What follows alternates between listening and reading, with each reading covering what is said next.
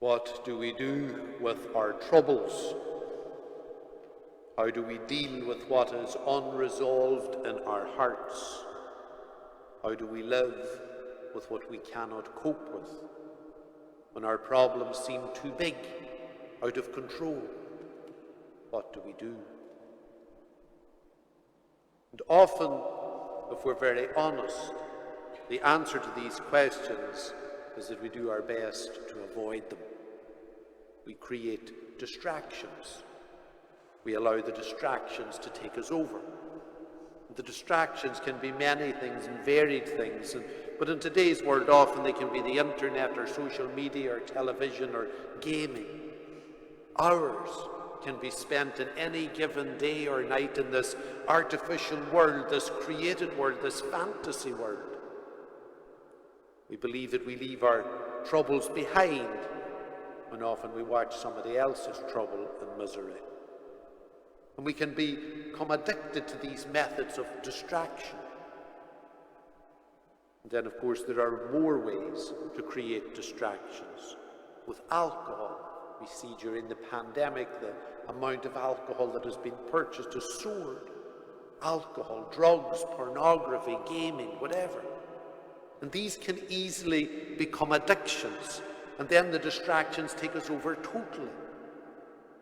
And why do we seek distractions? We seek distractions because we feel we can't face reality. We seek distractions when we think we're exhausted and we don't want to face reality. We seek distractions when we lose confidence and are insecure.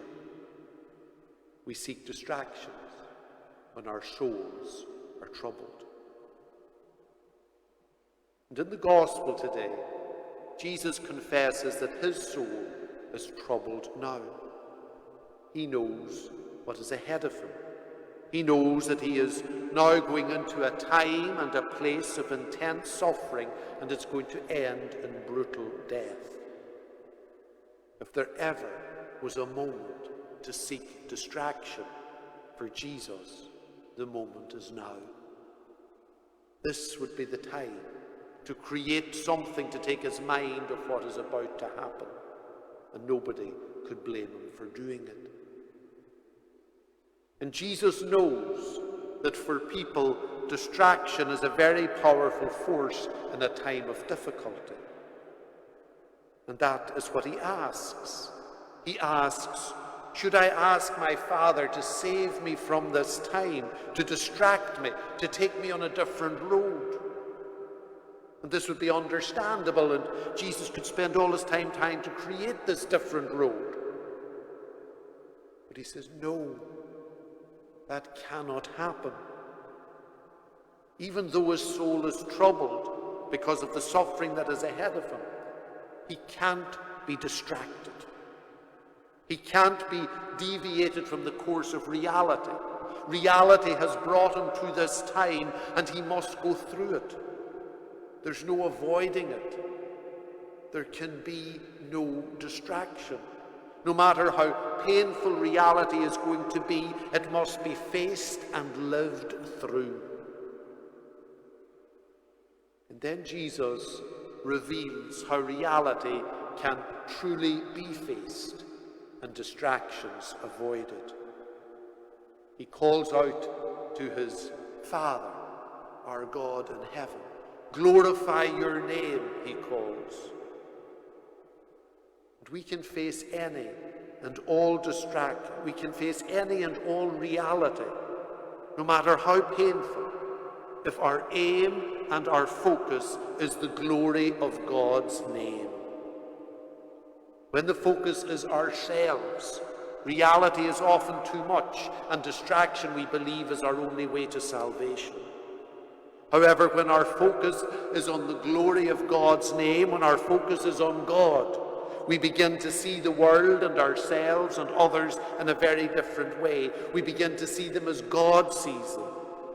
And when we do that, our love is transformed. And when that happens, the need for distraction begins to wane.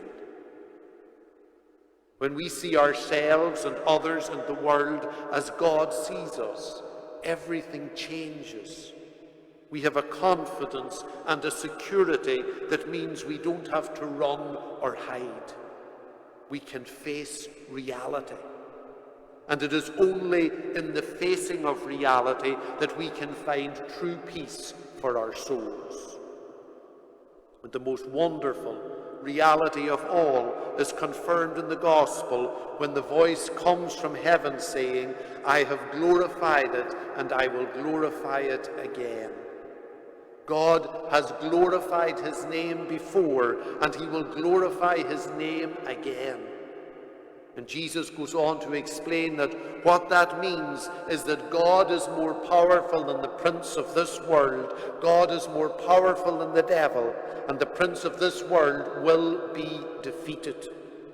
In other words, no matter how grim and how anti-Christian this time seems to be, God will prevail. That is the reality, and that is the future, and that is why we do not need to create distraction, and that is why we do not need to worry when our souls are troubled. We do not need to be saved from this hour, because this hour too will pass, and God will reign, and all will be well, and all will be well.